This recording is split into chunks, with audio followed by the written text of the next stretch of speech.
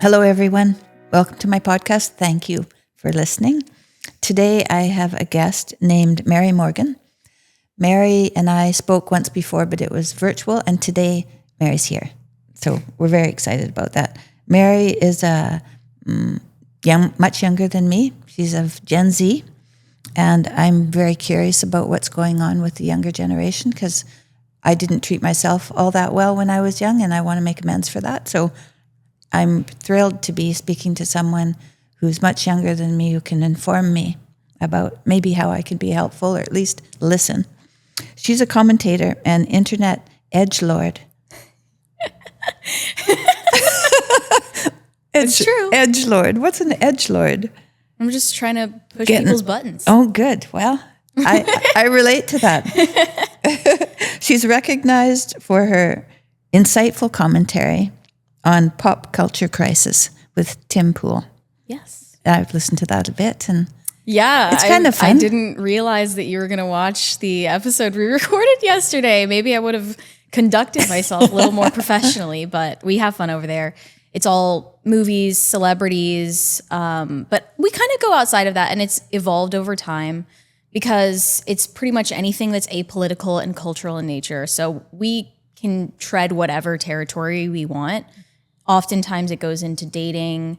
Sometimes we're just talking about sociological phenomena that are affecting young people, social media trends.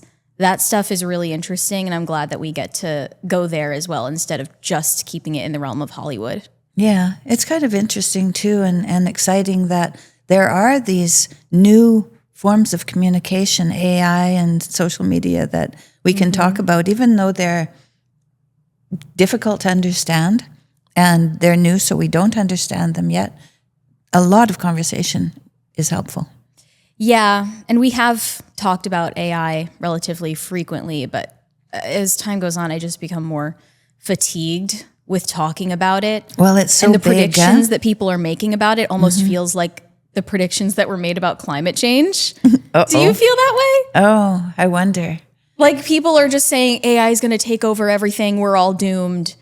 It just sounds a little bit fantastical to me, but I could be eating my words later on. Who knows? Right. Who knows? Who knows? AI is a remarkable tool so far that I can see. It's a remarkable tool. I think you can misuse it already in ways of relating to it that maybe you ought to relate to people. And we can talk about relating to people rather than relating to our virtual world. Yeah. And the downfalls of that. We have talked a lot about people forming what they believe to be connections with AI companions, both romantically and as friends, and the way that companies are preying upon these people. And People how who is probably that? have undiagnosed mental disorders, or they're more prone to these disordered behaviors for whatever reason.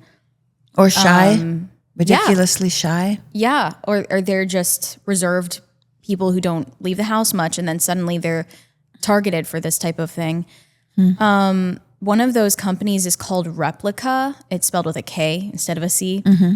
And back when this guy was featured on the news for proposing to his AI girlfriend, his Chat GPT girlfriend, she was part of the segment, and she didn't meet the guy, but she was interviewed for the segment. And they said, like, don't you see how this technology you're offering people has the potential to hurt them and others around them? And she was like, yeah, it could be a huge disaster. And she just didn't seem all that alarmed by it. And this interview that she did was recorded after the news had already broken that I believe a 13-year-old boy ended his own life at the encouragement of an AI companion that he created on Replica. Oof. And That's I'm dark. guessing that they're not legally liable for that. That's in the fine print. But his mother wanted to take legal action against them for what happened. But yeah, he was talking to this fictional AI character of Daenerys Targaryen from Game of Thrones. Oh, right. Oh, yeah. Who was telling him to end his life to like meet her on the other side. And he did. But of course, like that's someone who you would say like, oh, it's not the AI's fault. The AI is just neutral. It's just when a mentally ill person interacts with it that things can go wrong. I don't even think that's the case. I also saw that the New York Times did a piece chronicling several accounts of adults who, for the most part, are like well-functioning people, not with a prior history of mental health treatment of any kind, a lot of time married, have kids, have jobs, normal people, and they form these disordered attachments to AI where it's kind of AI-driven psychosis. And one of them was a married woman who was convinced that she was contacting interdimensional aliens through ChatGPT. Another guy committed suicide by cop after ChatGPT was encouraging him to assassinate the OpenAI CEOs and telling him, it was, the transcripts were in the New York Times piece. It was telling him like to make the streets of San Francisco flood with the executive's blood. Wow. And So even those OpenAI isn't liable for that, for what happens as a result of that. These are extreme cases, but I imagine you have one or two or three extreme cases like this. Imagine how much miscommunication there is in the normal discourse of the time that someone interacts with AI. You have to be, I think, very specific in using a tool. You wouldn't use a hammer, to open a bottle of juice. Yeah. Right? So you have to be very careful what you use these tools for. And imagine they are tools. You can put them to use. Boundaries again. This is something that I like to talk about with social media as well and children, is having boundaries. And we need to have boundaries with these virtual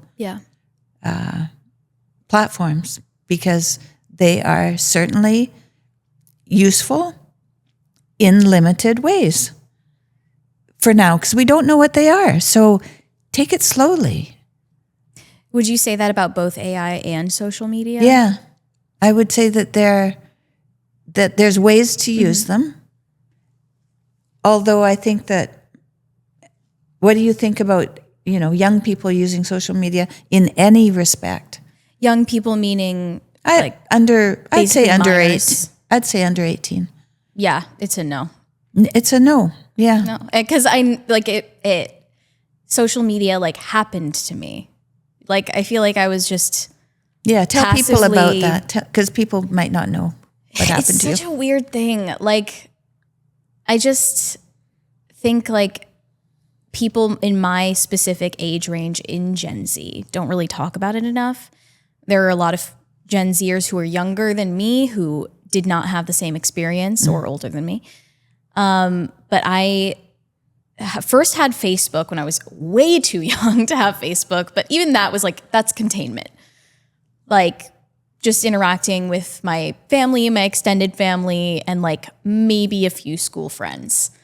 And that's bad enough. Like the risks involved in that are quite enough to just put the kibosh on it. And what would you specify as the risks there? Well, I think it's bad enough how social media to begin with was about comparing your life to other people's lives. People you know. But what shifted in like the mid to late 2010s is algorithms taking over. And now you're being exposed to mostly people that you don't know, some people who don't even exist, and the curated fake existences of the people that you know.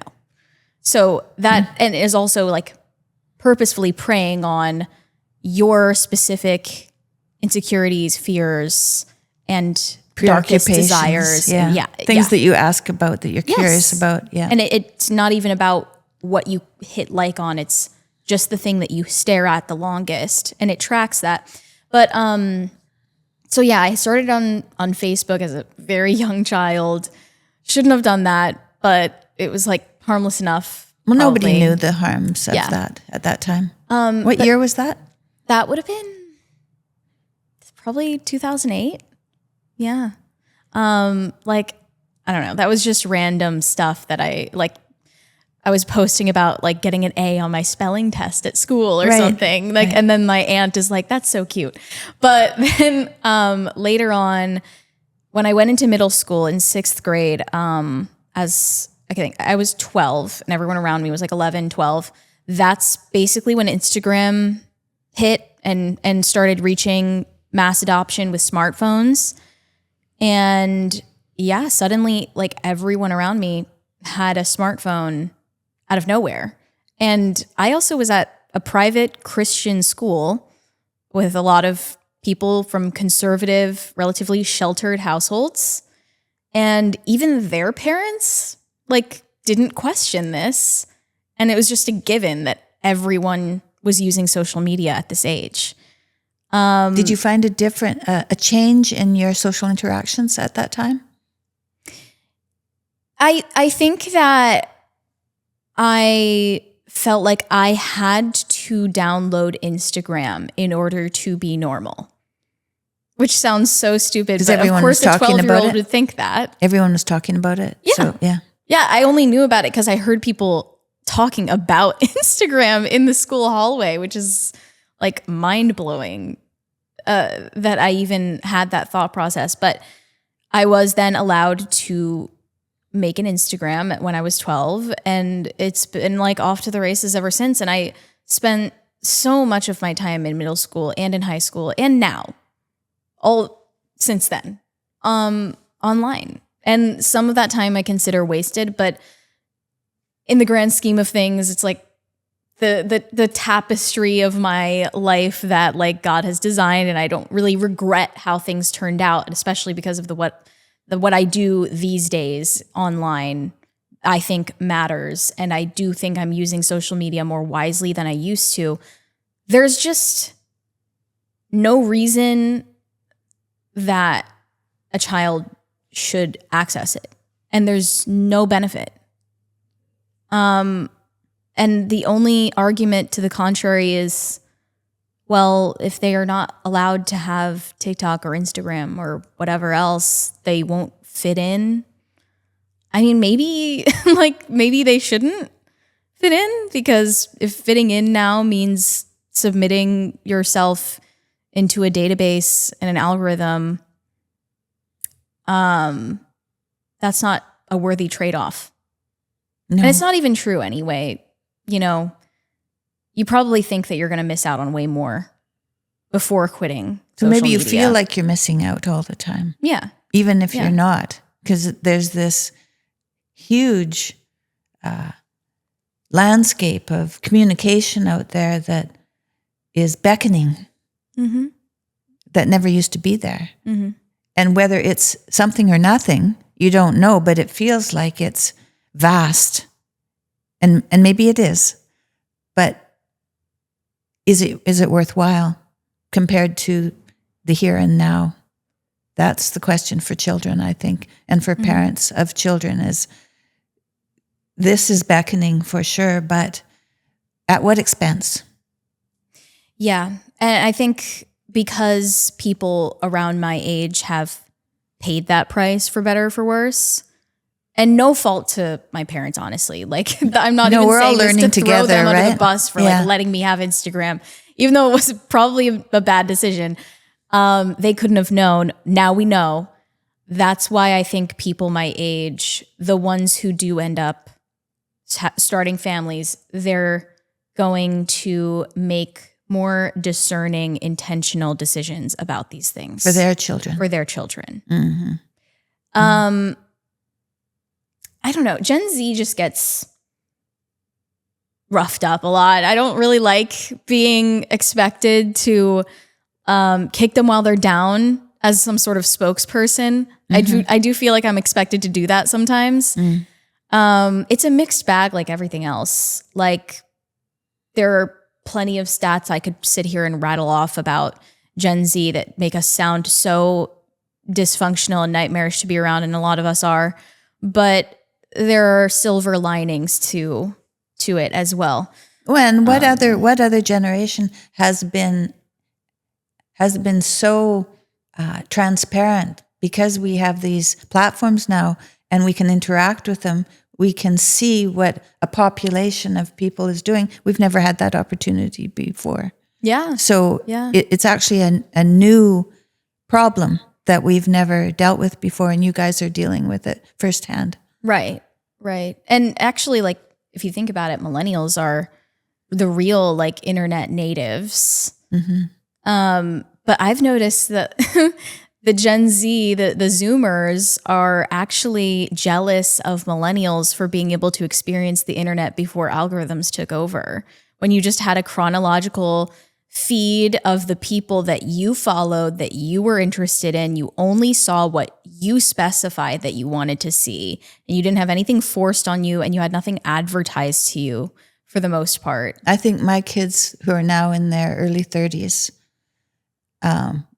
so they had pretty primitive social media when they were in high school. And even that at times was tricky, because there would be, among girls, there would be reputation savaging and all of that. That was beginning, but it was only beginning. I can't imagine what it might be like now. Like on MySpace, I never had a MySpace, but they had the top 8 list where you're supposed to literally rank your friends. Like, that's obviously sinister. Yeah. How to kill a friendship. Yeah. And it's like such a breeding ground.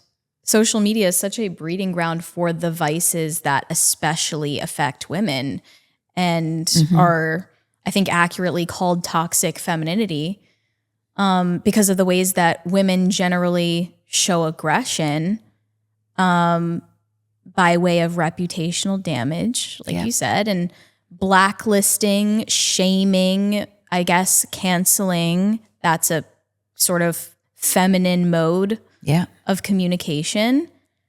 And it's gone, not having to say wild. anything to anyone's face. Yeah. Not having to be overtly aggressive about anything.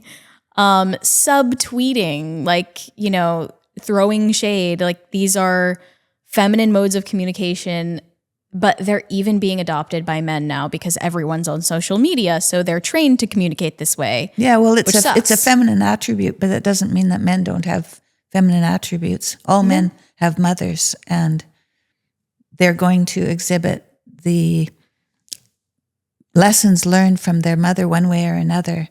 And so some of that may come out. Yeah. Right.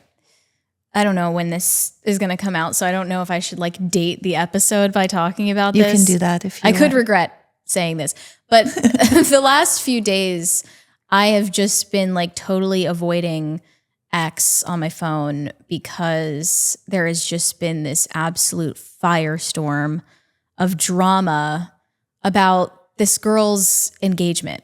She announced getting engaged and she posted a picture of her ring. And she captioned it, "I won," which some people interpreted as a provocation to other women, that it was some sort of status marker. And other people are saying, no, she was just celebrating her day. Like, now, like, there are so many like high profile, like, public figures in the mix in the conservative media space who are all tearing each other apart, cannibalizing each other. And for the most part, it's women. And I just get like the most secondhand embarrassment. And these people are, for the most part, older than me. Well, I imagine though it's a bit of a reflection on where we are in terms of relationships and marriage. Marriage being the ultimate sacrament, and relationship, it's sacramental. It's marriage is to be celebrated, and it's till death do you part. Like, it's a big deal. It's a very big deal. And how 40% of people are married now, or lower? Not sure. Yeah. So it's not the majority it's anymore. Less common, right? It's not the majority anymore. Yeah. But it is this is your life partner that you're choosing. Like, it's a big deal, deciding to become married. One thing that I thought I listened to you yesterday, and you were talking about marriage, and you said something about stats of marriage, and that Gen Z people, women and men, I guess, as the generations before, are not marrying as often, but maybe things are beginning to turn around. They are not getting married more often, but the projection on Gen Z marriage is that they are going to cause the divorce rate to decline because they're getting married less. And this is why I say it's a mixed bag, because they're doing some of the wrong things for the right reasons. They're doing some of the right things for the wrong reasons.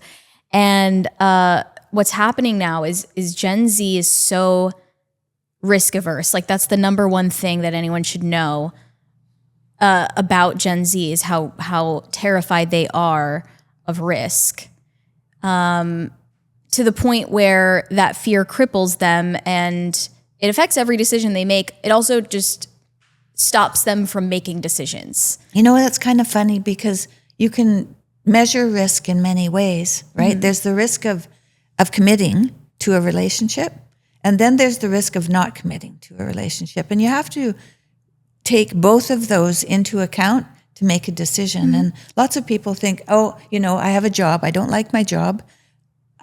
My boss doesn't treat me properly, and I don't find it meaningful.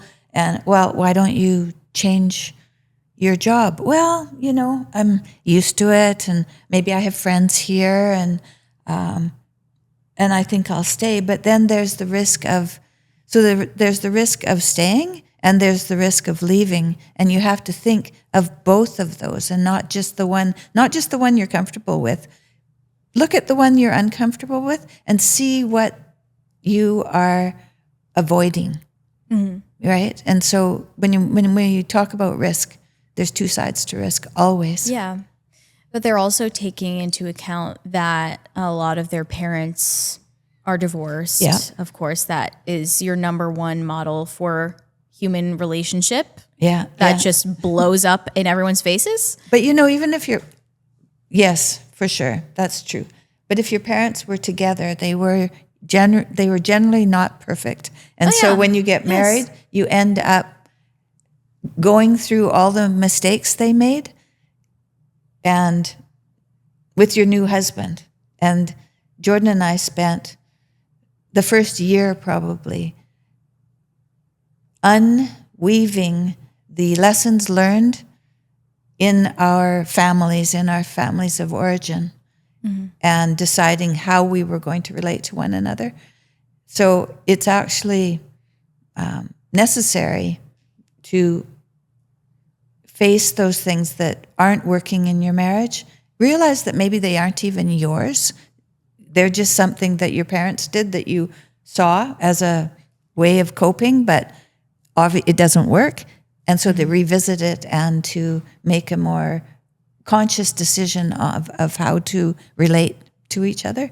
And that happens when parents are married as well. I mean, you're out on the open sea when you get married, because you're I lived with a guy before I got married, and none of this came up. And then I got married, and all of the things from my parents that I had learned came up. That's no wonder they call it a sacrament, because all of these relationship dynamics, they come up in your life once you're married, because that is what you knew of marriage. And so then you have to understand that those things are going to come up, and they're not going to work often, and that's okay. It's okay to think, oh wow, I suck at this, right? Mm-hmm. I suck at this, but I'd like to learn more. I'd like to. Yeah, but there's a big problem with young people thinking they need to do all of that work alone, or before they even meet their spouse. Yeah, I know, and that's too bad, because really, you get married to have the relationship heal that brokenness about yourself. That's why you have this partner. It's called a partner you can lean on, that you can support. You can't do all that by yourself. Yeah, they have an idea that they need to become these optimized, self-actualized, therapeutic machines before they even think about dating. And then by the time that you heal from your, childhood trauma, however contrived it may have been in the first place, you're like, 40? And then you're going to be in a rush in a dating pool full of a lot of people who have already divorced. It's not realistic. But as for the trends with Gen Z, it's being framed by a lot of conservative thinkers and experts. I'm not an expert, I'm not a researcher, but it's being framed that Gen Z is bringing back marriage. I don't think that's true. That's wishful thinking to phrase it that way. But what they will do is probably have stronger and longer lasting marriages than their parents, in all likelihood, because they are less likely to get married in the first place. And the ones who do are exceptions to that rule. They're already anomalies just for getting married or just for starting a family while married. So they're going to be going into it with so much more deliberation, almost too much. Like, this is anxiety of Gen Z working in their favor. Almost too much thought has gone into it. But at the very least, they know, no, this is what I really want, and I'm really convicted in this. And it's not just something that the culture around them has told them is just a default for their life. Yeah. It's not considered a default to get married anymore. It's not just a milestone that you inevitably reach over time. Like, you have to be very intentional to find someone to marry and get married today. So I felt it was that way for me. I've been married for 36 years this year. And I got married when I was 27. And I was really ready to get married when I was probably 16. I mean, a woman, as soon as she becomes a woman, she's actually looking for a husband. We're not told that you're looking for someone to hook up with, but no, that's not actually true. You're a woman now, and you're fertile, and if you're out looking for a man, you're looking for a husband. And we have that backwards, I think. I mean, I'd like your opinion about this, because everybody is told that their career is going to be fulfilling, and family can come later, some way or another. But like you said, if you're going to university or to trade school or whatever it is that you do, and now you're 35 and you start looking for a husband, then you end up in this whole completely different scenario from what you would have at 20. Because at 20, everybody's kind of stumbling over themselves and trying to figure out what's what. You're much more likely to find someone who's kind of in the same boat as you, because you haven't yet been married and divorced, or you haven't yet been jilted 5 times. You're still new at the game, which is kind of what it's supposed to be when you get married. You're kind of supposed to be new at the game as far as... Anyway, when I was 20, I was still dating, not realizing, and using men instrumentally, I would say, because I wasn't dating them to marry them. And so I think that's instrumental. It was for my own benefit, my own pleasure, my own dreams, but not the shared dream of marriage. And I didn't get married till I was 27. And by then, it had to be very thought through. And what we did was, when I decided I'm going to get married, it was like, I'm going to tell the truth, and I'm going to get married, and I'm going to do this, so help me God, kind of thing. Like this. And I think that's part of this waiting. It makes you that more discerning. Yeah, for sure. But it can be discerning in the younger times, if that is what the narrative tells us, but it doesn't. If they had the guidance to even think about that, Yeah. which they don't. And No. if anything, Gen Z is being actively discouraged from looking for a spouse at that age. Yeah, I know. That's insane, really. Even at 27, for all we know, like not in my family, but did you date in high school? Yep, I did. When I started dating when I was 15. That's a thing of the past. Gen Z doesn't date Yeah, in high and school they don't. at all. Like, I mean, I could be coming at it from a different perspective because at my small Catholic school, like less than 200 people, I don't know how many people are going to date in that pool of people and how many of them are even allowed to date. I would guess most kids that I knew in high school were not allowed to date by their parents, which I think is absurd. And I think that maybe dating instrumentally is okay if you're doing it to get socialized at that age, just to be used to interacting with the opposite sex. I think with limits.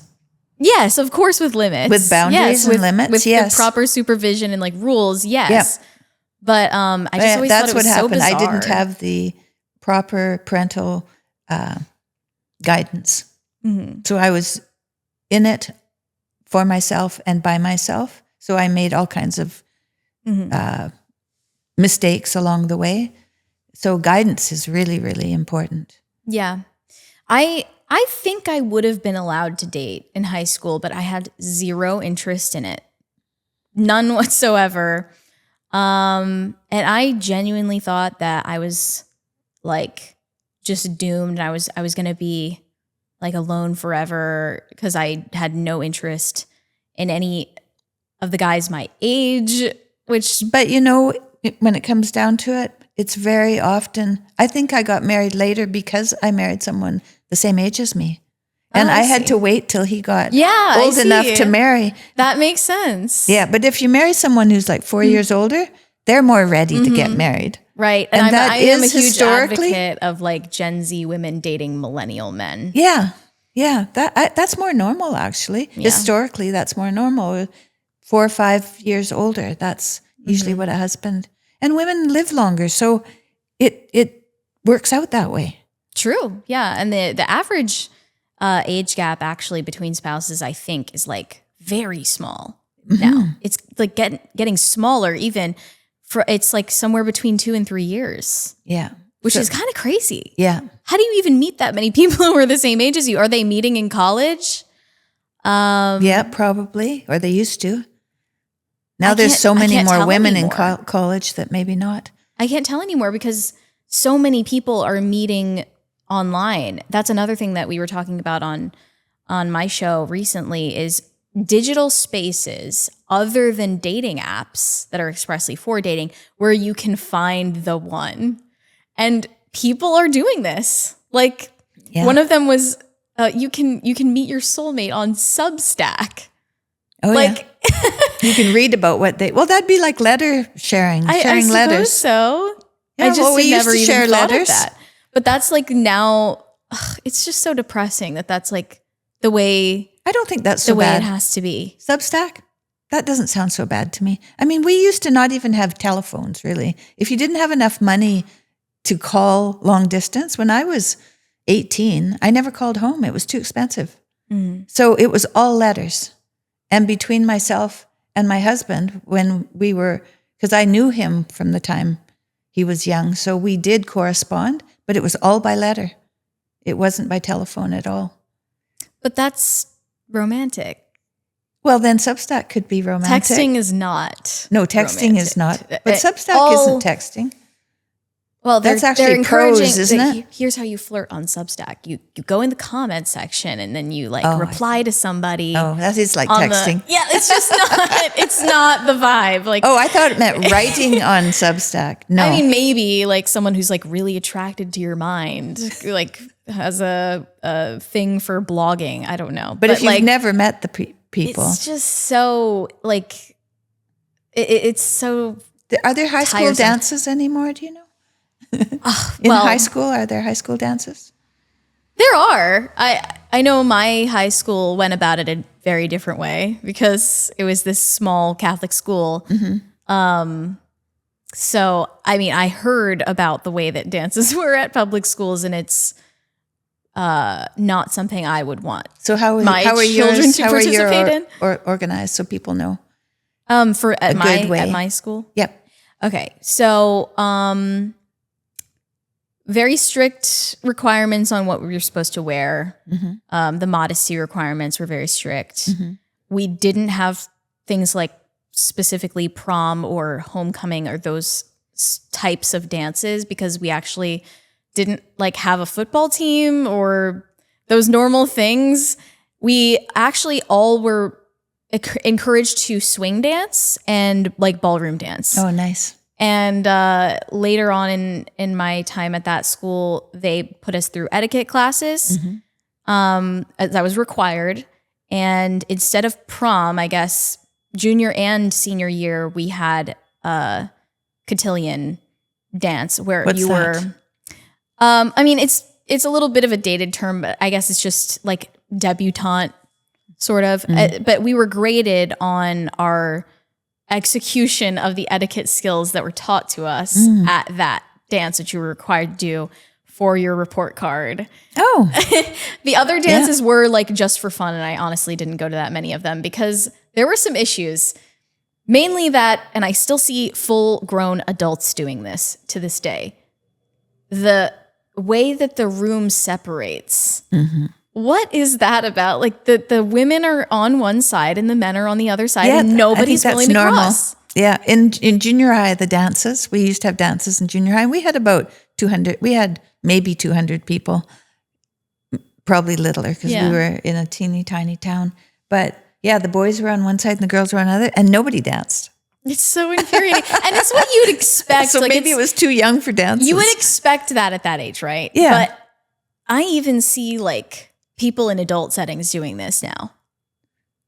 Full-grown adults segregating themselves at parties. Yeah, maybe It's bizarre. maybe that is normal though, because what is supposed to happen at a dance? A boy is supposed to ask a girl to dance, and so he has to be separate enough to see who's paying attention and to see who he wants to pay attention to, and then To scope it out. and then to make a move to walk across the floor and introduce himself. That doesn't sound so bad. Well, what does sound bad is like all of your guy friends are laughing at you behind you. There's got to be some etiquette But there. all of the girls think that you're really cool. Right. That's what they don't know. Like all of the girls are like, that's right. and they all secretly want that. And it would be one thing if you're at a party and somehow naturally it just separates like that. Like some of the women are in this sitting room and like the men are maybe outside smoking, like whatever. That's Often it used to be the naturally women gonna were in the happen. kitchen. Sure. The men were in the living Sure. room. Often. But I feel like now what I see happening is that men and women are just afraid of each other. Mainly that the men are afraid of talking to the women. That they're timid. Yeah. Which sounds harsh, and I don't mean it that way. I don't want to be mean about it, but it's true. Well, you know, and I think women could also women work can on- be pretty harsh. Yes, women could also definitely work on being less intimidating. Yeah. This whole idea of etiquette, you know, it's funny because we sold our house. We sold our house and moved into a rental property that's close to where my son lives. So it's very nice. I'm much closer to him. But I've been putting all the books in the bookshelf. And yesterday I put in a book on etiquette. It's this big. It's The Emily Post book. Yeah, Yeah. that's exactly the one that we had to read. Yeah. Mhm. What do you think of that book? I really value the time that I spent like learning etiquette, not only in school, but also just from my mom. She's very adamant about that type of thing and always was. And instilled the importance of it as a virtue. It's a virtuous thing to do. People unfairly judge the whole concept of etiquette as snobbery or superficial performance in order to feel superior to the people around you. And sometimes it's used that way by annoying people, but it's actually all about making other people comfortable. Comfortable. And that's what it was always and it makes you instilled to me. comfortable too. Yes. Knowing where the boundaries are, so what you can do and what you can't do, so that you're not going to be embarrassed. And so this whole idea, this timidness and this risk aversion, part of it might be just not knowing what's expected. Mm-hmm. And so the whole idea of etiquette is a very, very good idea to go through that and understand and see what it does for you. That's another thing. Like there's risks in studying etiquette, but there's risks in not studying etiquette. So why not study it and use what you can and throw away the rest? You know, you don't have to believe it all if you don't want to, but just find out what it's about. Find out, maybe it'll be helpful. And besides that, what was, I think, great and necessary, but not enjoyable at the time about those etiquette classes is, you know, we would be forced to practice the dances together. Like you'd have to get paired up in a circle and just keep changing partners throughout the class and practice like foxtrot or whatever. Yeah. And you had to touch the boy's sweaty hand that you didn't want to touch. Yeah. But sometimes you just have to do the things you don't want to do because it's important. Trip over each other's feet. And you're right that people are uncomfortable because there are no rules and they need structure, and all of the rules have just been thrown out. Yes, that's right. And how is anybody supposed to navigate without a map? Yeah. Good Lord. We have maps on our phones now. I mean, everywhere we go. For everywhere we go. Yeah. You know, like who doesn't need a map? I can get places now in areas I know nothing about because I have GPS and I can go anywhere. If you take that back to the individual rather than mapping your way across the world, just mapping your way through social interactions, you want a map. And etiquette gives you a map. Yeah, like is it true that Gen Z is obsessed with controlling everything about their environment, or are they just raised and living in an environment that is completely out of control and chaotic? I imagine that's and they're the way trying it to is. correct It's that. like you can be whoever you want to be. You can go wherever you want. You can come home whenever you want. You can eat whatever you want. Oh, that's easy. That's easy. Now I have to make every tiny little decision in my life. Nothing is given anymore. Yeah. Nothing is expected. And I was just reflecting on this. Like one of the main propaganda messages I feel that was fed to me as a child, like watching Disney, for instance, in every movie, in every commercial, everything was blaring at me like, be yourself.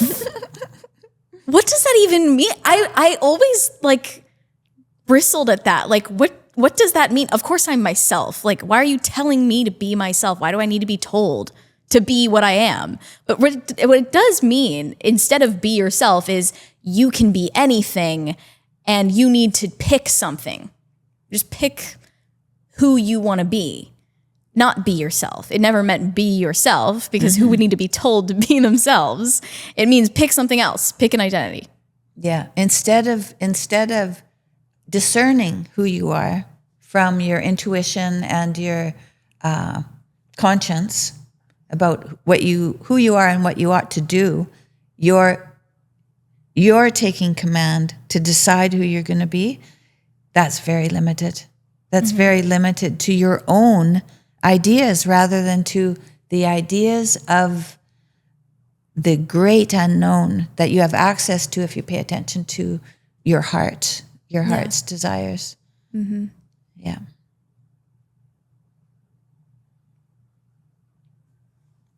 I think like kid me just wanted to be disagreeable, and like anything that I was presented with on TV or in like any media I consumed, like I was just questioning all of it. That's something that we were discussing. I don't know if our previous discussion is going to come out before this one, but we were discussing that as like, have you always been this disagreeable? And I was like, yep. Yeah, I think I remember that.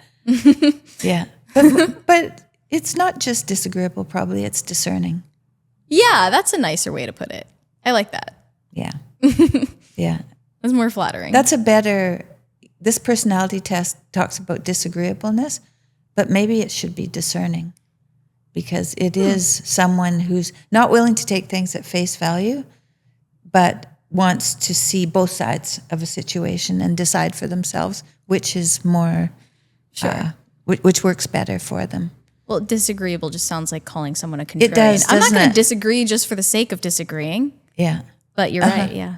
Yeah, discerning, which is a biblical term, really. It's a big part of paying attention to your conscience, is to be discerning. So, these tried and true old traditions that we have had for thousands of years, thinking we can do without them is just, it's a wishful thinking. I mean, it's arrogance. That's what it is. It's not even naivete, it's arrogance.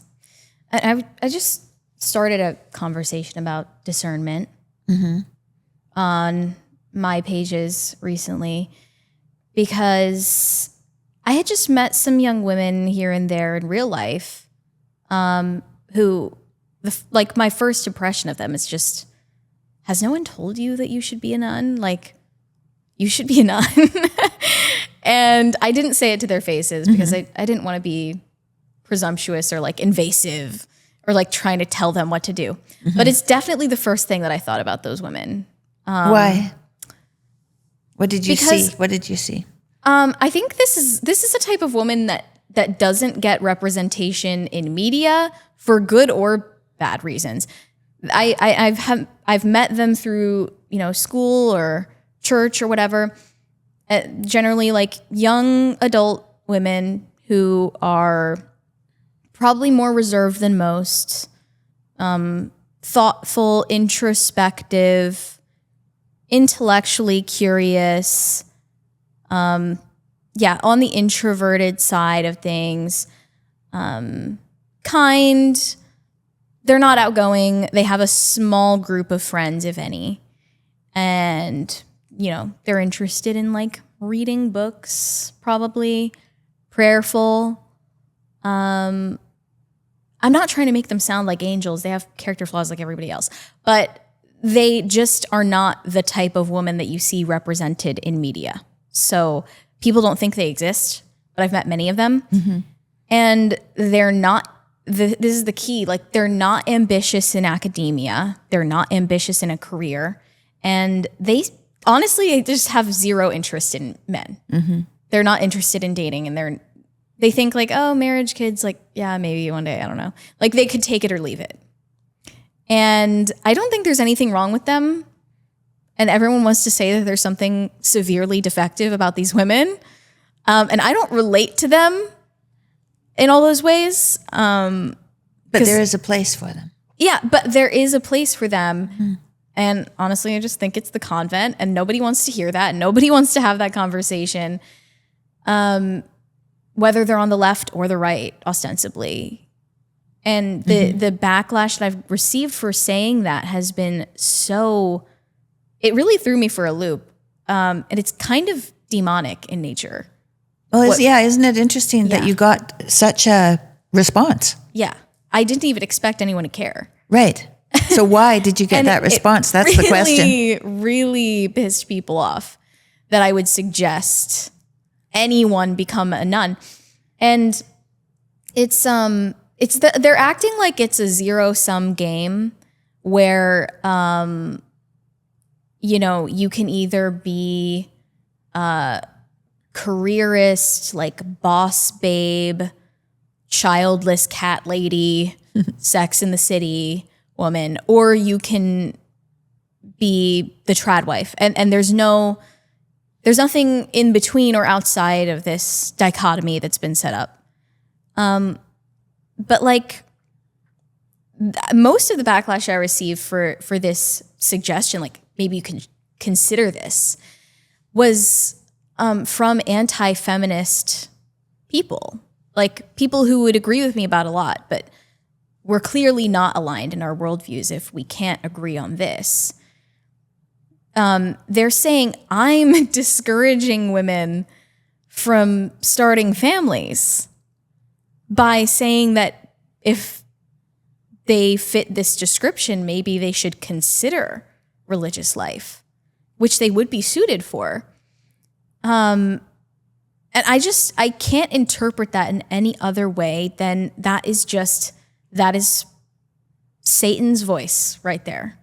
Like, to discourage a woman from devoting her life to God in that way, to being a bride of Christ, truthfully.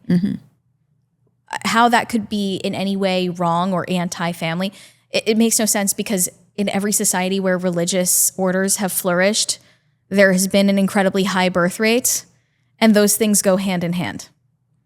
And they are mothers. Like, they're just as meaningfully mothers as women who give birth. Yeah, well, if you're not going to have children, then a religious life is an option. Yeah. And so they won't accept that they weren't accepting that was an option. Right, but of course, like, people on the left would hate me saying that for their own reasons, which we don't even, it's just, the Catholic Church oppresses women, blah, blah, blah. Like, yeah. Again, it's like Gen Z with marriage.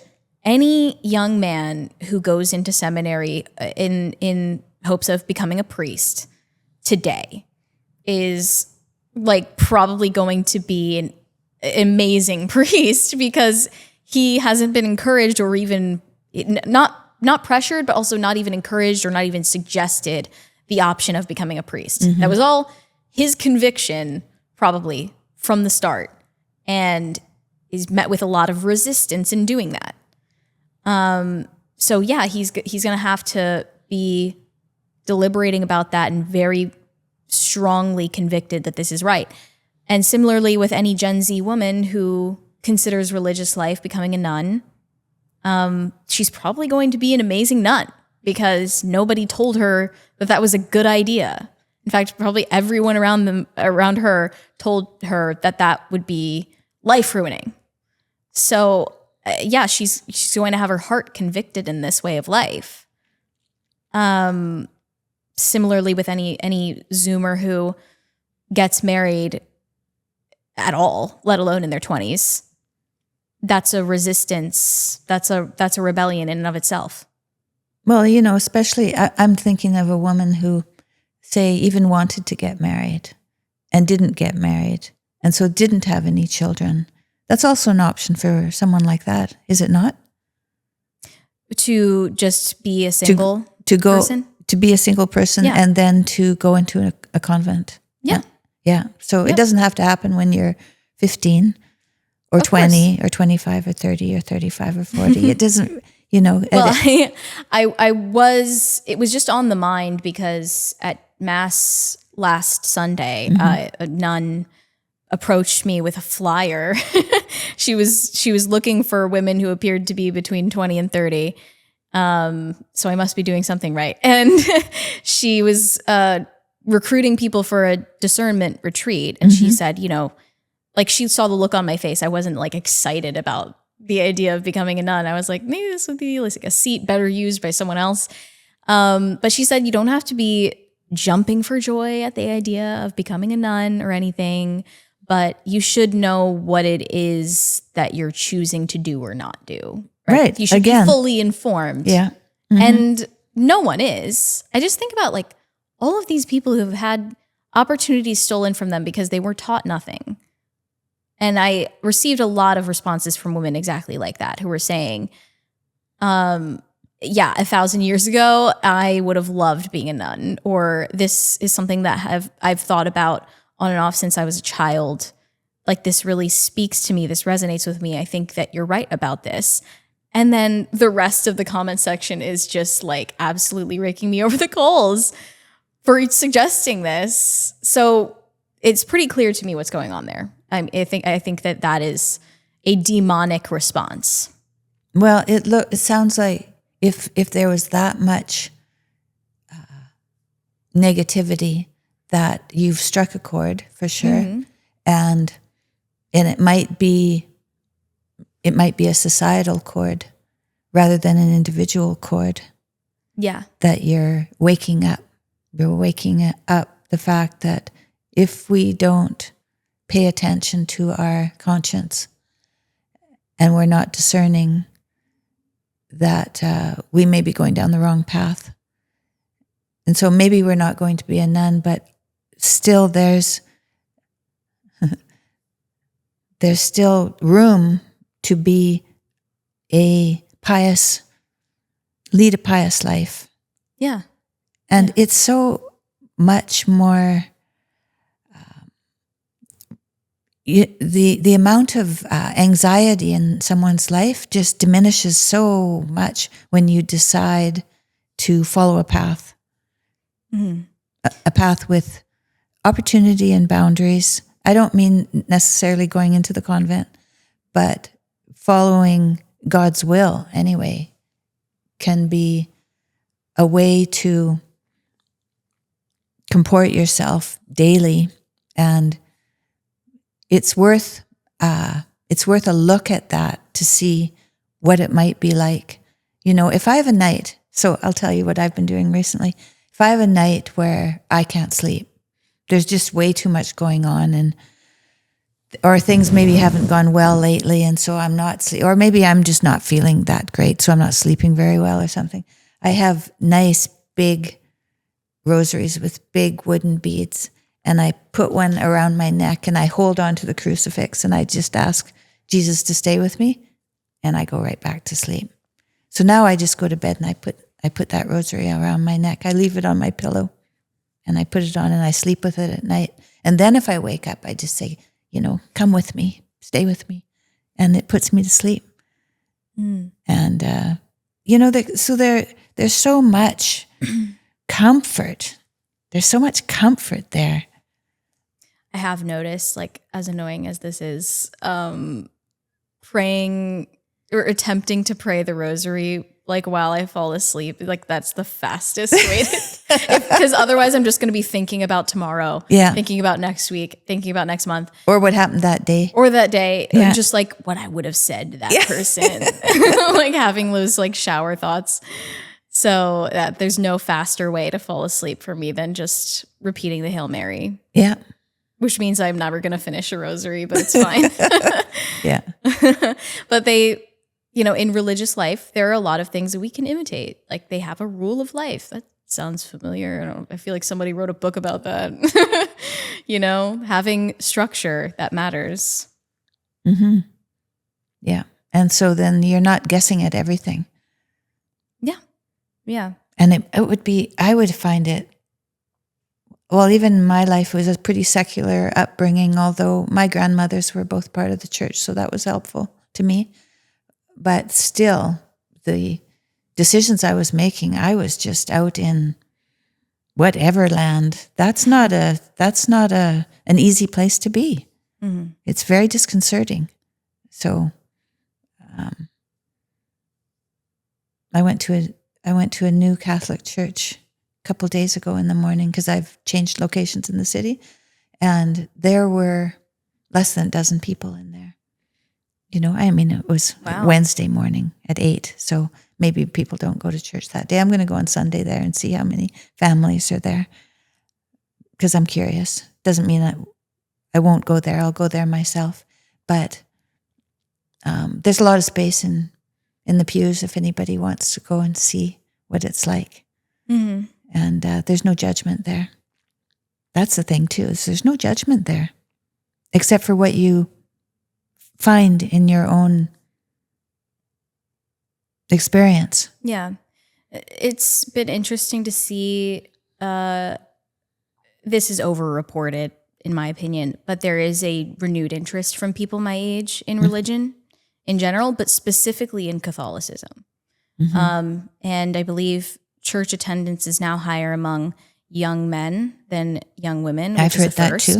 Mm-hmm. That's kind of wild to think about. It's great. It's a good thing for the young men. It's not a good sign for the young women. Well, they'll follow though, I think. Maybe. You will hope. That's what I hope. You will hope, yeah. That's what I hope, yeah. I've always thought that women were just more naturally religious, and I don't want anyone to hear that and take that the wrong way. But it's that we already live at the mercy of our bodies in a way, and we're already surrendered to reality, and we live a little bit more of a humbling existence as women. and men are just more able to live individualistically and really attain power and ambition. And that's sometimes what makes women more attracted to religious devotion. Would you say the same? Or is that... I think women are attracted by status in men. So that is how they often choose a mate, is they'll find someone who can be, and maybe people don't think about that consciously, probably not, but I don't think that I did either. I think that this is a very deep and very, inherited and fundamental truth, is that women are looking for a man who can support them in childbirth. Mm-hmm. So when they're vulnerable, that someone will take care of them. I think that's pretty much what women are looking for. And we might think now that we're beyond that or above that or past that, but that's doubtful. In reality, it's doubtful. Because no matter what, still in childbirth, you're vulnerable, even in this day and age.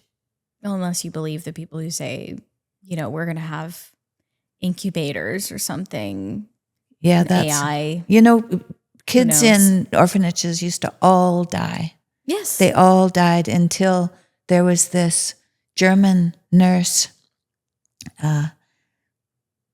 big lady, and the kids in her orphanage were living, and they went there to look, and when they cried, that she'd carry them around on her hip. Whereas these other babies were left to cry by themselves, and they weren't touched, and they died.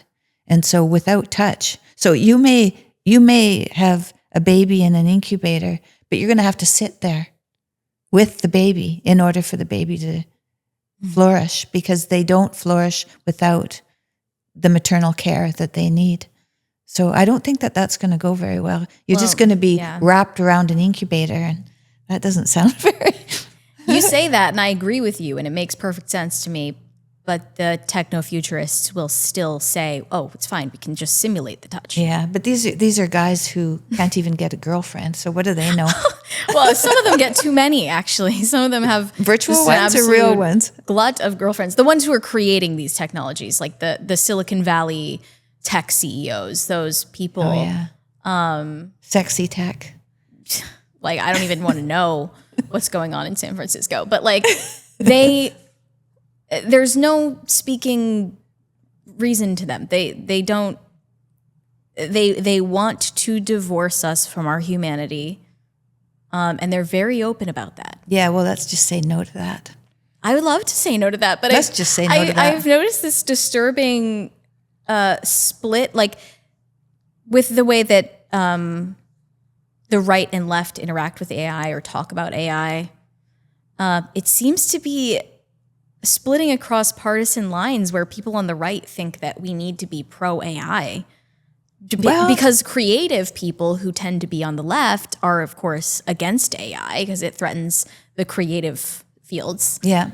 And then it is kind of split in that way, where I think we should all like have in common that we don't want brain chips. Right. I would hope that we'd all find some common ground on that. But even if we can say brain chip, it's probably already made. Or you know what I mean? Anything I think of has that. already been done. That's Neuralink what I think. Is like it's like sewed into your brain with microfibers. Yeah. Cyborgs. That's what they want to make us into. Yeah. Well, it's not going to happen to me.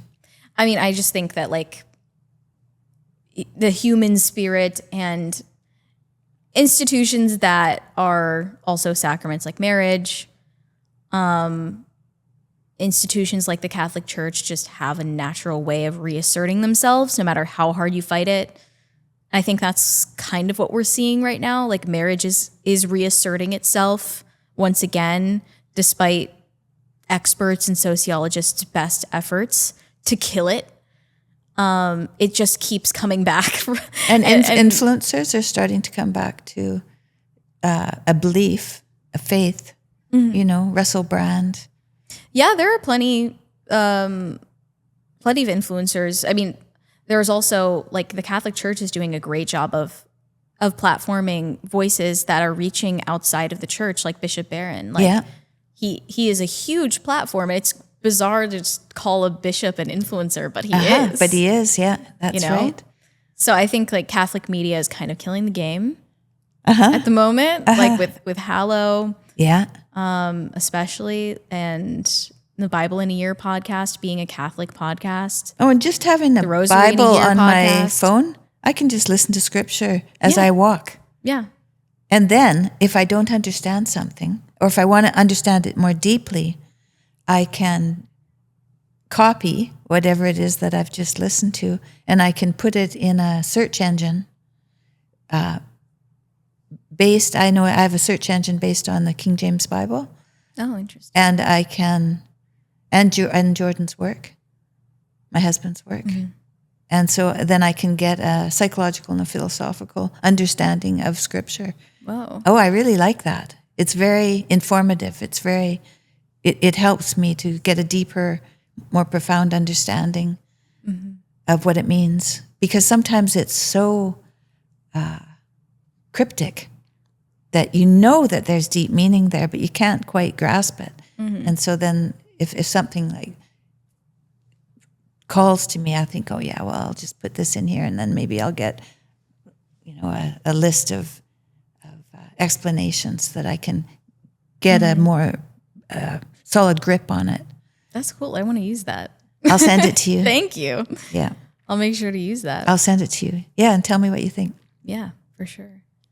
I really like it. I use it to help me write what I'm writing and to read the Bible. I mostly use it to read the Bible.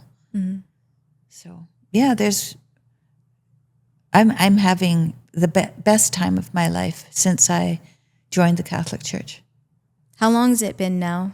It's been, I'm not sure. Maybe it's just been over a year since I joined the church, but Wow. really it was 2019 when I really decided to give up my life and follow God's will. And so that's been a while now. That was 2019. So Okay. And your confirmation then was Easter was a year ago. Easter. Wow. Yeah. It's like barely any time at all. Barely any time at all. But That's then, such an exciting thing. yeah, it is. It's very good. It's very good. And it's fun to find what I'm going to do in terms of going to church, and how I'm going to engage with the church and what I'm going to offer to the church. This is an adventure. Well, I guess you can't say too much because No. of the locations of the church, but I'd like to know more. Have you noticed that this trend of like young people being really interested in the Latin Mass? Yep. Like, I'm really encouraged by that. Yeah. I'm one of those. And why do you like the Latin Mass?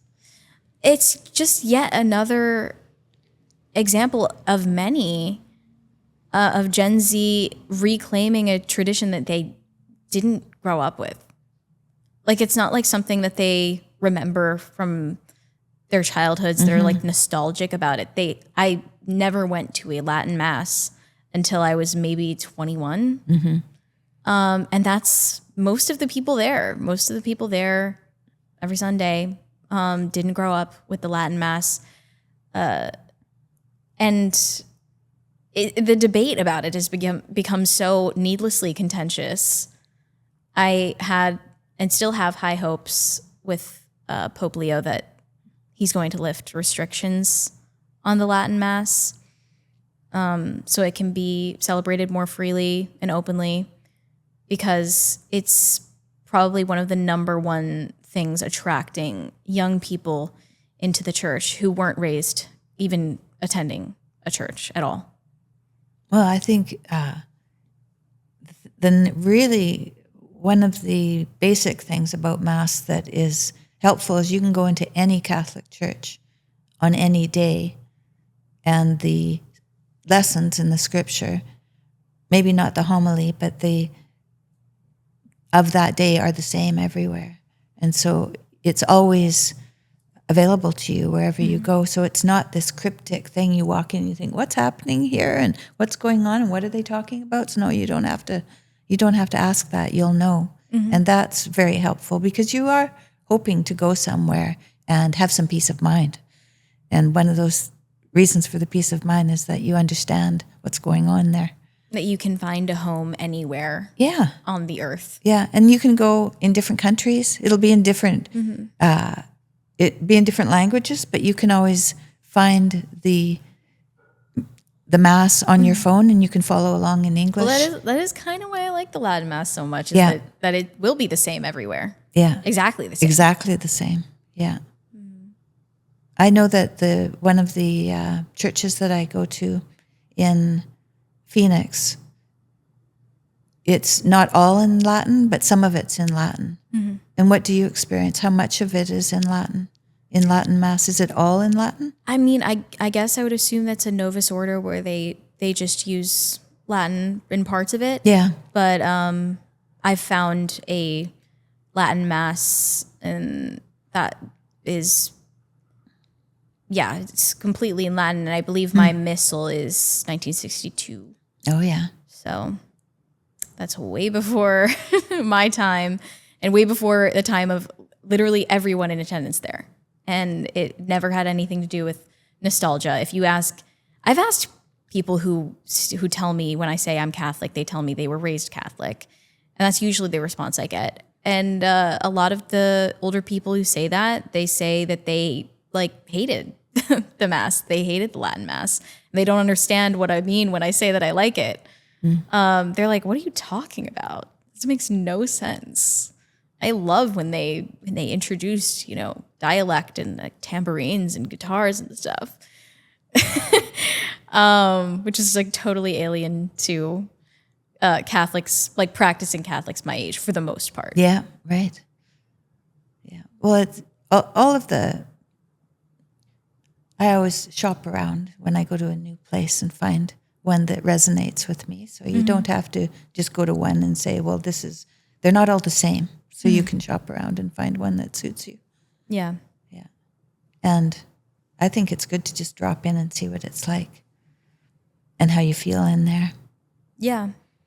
It's just, I feel very blessed when I learn about the experiences of other people my age, because for the most part, they haven't been raised with that kind of structure and been taught that anything is true, let alone any specific religion. The Catholic faith was just given to me and I didn't lose it. And that's my life. That's my story. That's weird. That's uncommon. But I didn't do anything to earn it, and I'm just happy with that. Well, you stayed with it. Yeah. That's what you did to earn it. Yeah, I mean, but most people don't. I think it's something like 1 in 10 adults in the U.S. are ex-Catholic or lapsed Catholic. And why do you think that is the case? I think they probably weren't raised with the faith in the heart of their households and their families, right? If they just went through the motions, of course you're not going to keep it. And then also with the prevalence of divorce, and that's obviously, technically not allowed in the Catholic Church, but people do it. Still, you're more likely to retain your faith if your father practices it. If you have any sort of estrangement from your father, well, then you're not going to inherit that from him. So that's probably a widespread issue as well. But I was just thinking about this because people can be so when you have a public presence online, people can be so invasive. They can really try to scratch at things and poke into your business that it doesn't rightfully belong to them. They want to know things about you that they don't deserve to know. And I'm sure you're aware of that. And people scrutinize me on that basis. That's what bothers me the most. That I would be accused of putting on Catholicism as some kind of brand. or that I don't truly follow it. I'm performing something for followers. Well, everybody has to experience their own faith, and then they can comment. You can't comment without practicing the faith and finding out what it is. That's like talking about, I don't know, aerospace and not knowing anything about it and having a judgment about it. Mm-hmm. So they don't know what they're talking about. I do try to remind myself of that. I'm just like gonna need grace to not let people's comments on the internet get to me. Still haven't gotten there yet. So the people around your age that are getting married, are they having kids? I think that Gen Z is going to have less kids than millennials, and millennials had less kids than Gen X, and so on and so forth. So I don't remember what the generation after Gen Alpha is supposed to be called, but they're actually being born like now. Yeah. There are half as many Gen Alpha as there are millennials. Yeah. That's just a trend it's not a good trend. That's gonna keep going. Well, unfortunately. I don't know. It's not a good trend anyway. I don't think there's going to be some sort of like Gen Z baby boom, like a baby Zoom. I don't think that's going to happen. I don't think so either. But individuals, if they make a choice to be married and have children, they will have fulfilling lives that they will be far beyond what other people have without really having amazing careers. You can have an amazing career, I guess. But even my husband, who has an amazing career, he talks about his family as being what is most fulfilling in his life. Mm-hmm. So I recommend it. Well, that's why it's always a double-edged sword with like the Gen Z risk aversion is they're just going to want to put such high investment into everything, and it can be crippling. Like, you have to have a family that does not reach replacement rate in order to invest the amount of attention and time into each child that you're told is the bare minimum these days, which is just so beyond the pale. The expectations of gentle parenting and therapeutic language in parenting, and you can't possibly do anything that could like just scar them for life and give them attachment style issues, or like people are highly neurotic about rearing children today. Yeah, well, lots of people use high investment. Daycare at such as a necessary addition to their families, and now we're finding out that daycare before 3 years old is it's less than perfect. Well, the kids need time with their moms, parents. With their parents, mainly their mothers at a young age. Well, with a constant caregiver. So you could even have a grandmother there, right? Or you could have someone who's hired but who's there. They need that. They need the presence, but they don't need all of these products. They don't need all of these bizarre like techniques. And, I used to tell my kids we're going shopping, and then they'd be all excited, and I'd go up in the attic and get the boxes of hand-me-downs and throw them down, and they'd be so excited looking through the clothes. They don't care about things, not a bit. They don't really like respond to like tips that you read in some book. No, like I'm not. I might be speaking out of turn. I'm not a parent, but like I'm pretty sure that's pointless. Yeah. Yeah. Kids are, and especially when you have more than one child, they learn from each other. I mean, my son has some little kids, and the little girl is a couple of years younger than her brother, and she's 3 and he's 5, and she just follows him and repeats everything he does without fail. She's learning from him so fast. It's very cool to watch. So, you think that it's going to be, and it's busy and it's noisy, but people are young and they have the energy to be parents to these really young people. I look at them now and I think, oof, that takes a lot of energy to do of that. But someone half my age is the age to have kids. And it's no wonder, because you need lots of energy, but it's so much, it's so fulfilling.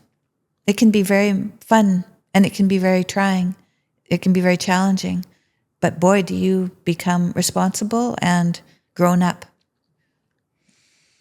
I mean, with Gen Z that do end up having kids, like, I am optimistic. I just think for the most part they're opting out. Yeah. And they will opt out. Yeah. Yeah, well, that's a big risk. That's that decision to opt out it's one-sided. To decide to opt out, it's one-sided. You have to think of the risks that you're open to now and what the risks are on the other side when you make that decision. Just make sure that you've thought that through. Yeah. Because you don't want to make that decision without due care. There's just so much fear mongering. I see, like, people have entire pages on TikTok or Instagram, like, dedicated to providing, like, here's your free birth control. And they post, videos of just kids being annoying, being loud, whatever, just doing things that kids do. Getting into the flour and pouring it all over the kitchen or something. Or, who knows what. Normal stuff that we all did, by the way. We still deserved to, like, exist. And that content is purely being made and, like, put out there to scare other people out of having kids. It's not about what you personally want for your life if you're that dedicated to propagandizing other people to be child-free, as they call it. It's clearly not just something that they've decided for themselves, because live and let live, and I'm going to do whatever I want, and you can let me do whatever I want because it doesn't hurt you. They're very dedicated to convincing other people not to have children. So there's definitely something else at play. Who do you think is under this, behind it?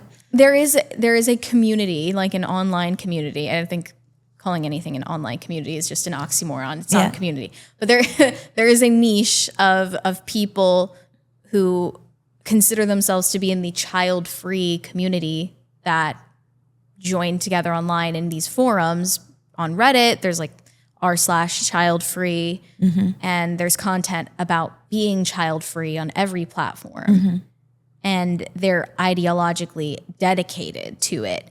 Not just defending their decision not to have kids, but also, like, spreading it to other people, trying to convince other people to join them. And they have not just ideas about climate apocalypse and, like, our carbon footprint that prevent them from having families, but also ideas about, like, breaking generational cycles. And, if you haven't, There's less dramatic ways to do that. Right. Yeah. Like, that's pretty dramatic. If your unresolved issues from your upbringing somehow affect how you parent your kids, which of course is going to happen to everybody. Yeah. Well, then that's abusive. So you shouldn't have kids. Wow. And it's just like, that's an extreme response. Hey. Or there are a lot of valid reasons why people are afraid, like the economy being a mess. Okay. That's, like, sympathetic. But there's always been these kind of troubles. Always. Sure. Yeah. Yes. They've never really changed. There's always been this kind. And everybody, I can remember when my uncle, he died when I was maybe 20, so he was probably in his early 70s then. So that was 40 years ago. He was in his early 70s. So this is a while ago. He remembered when big planes started flying. And that's not very long ago. No. No, but his life had changed from really the beginning of the car to airplanes. That was a huge transition of really being in horse and carriages and now flying over the oceans. So every generation has their challenges, but to decide, but that's the problem with the birth control pill, is you can decide.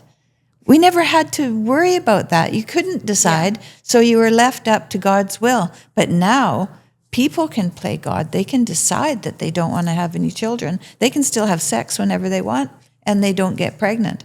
That is too much responsibility to us. We're just not that knowledgeable, right? So it's something to realize that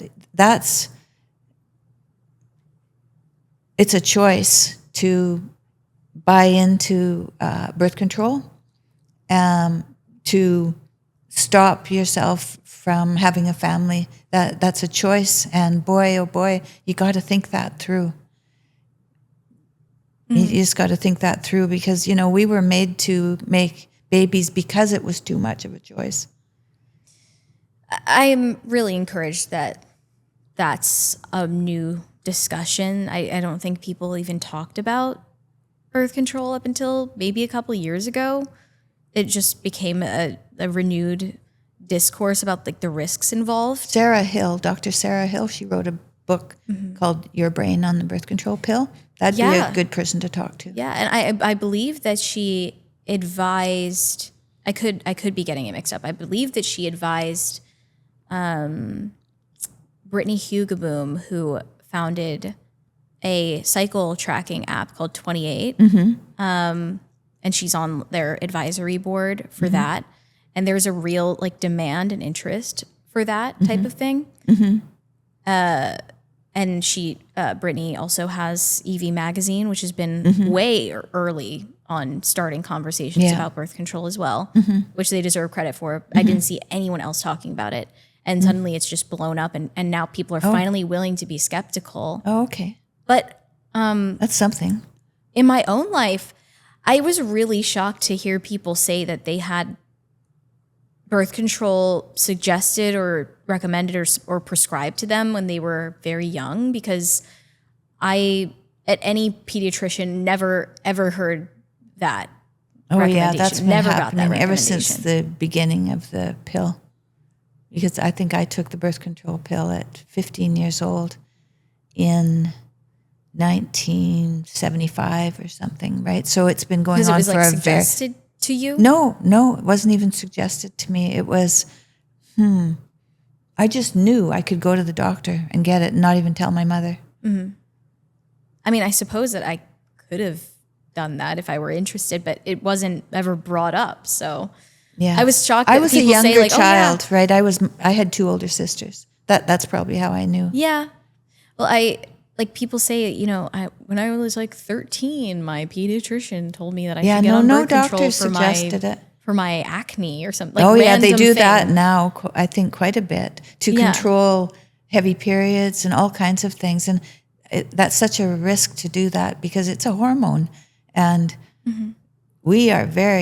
we're not very careful with hormones. Hormones are huge regulators of our bodies. And with this whole idea of changing your gender or deciding that you want to take birth control, any of these things, you really have to think clearly and also be monitored by people who love you to see what changes have happened, because it can change you psychologically, can change you physiologically, but psychologically, and you might not even notice. Right. You're simulating being pregnant, basically. That's what's happening, and people don't even know that. And that's simply what's happening. It can do more than that. Right. But there's just no education on the risks, and isn't that something? It's been around since the 60s. Every time you try to talk about it, then, you get shouted down by people who want to use it for social engineering. That's why I'm more interested in talking about the ways that it's changed the culture. Yes. Because Yeah, like, the health risks, the health benefits, whatever. We could argue about that back and forth all day. Yeah. And some person could say that it helped them and the other person could say that it wrecked their body. Yeah. But what you can't dispute is that it's flattened the differences between men and women. It's no wonder we don't know what a woman is anymore. Yeah. Yeah. Because it's just, that's the reproductive asymmetry between men and women. Mm-hmm.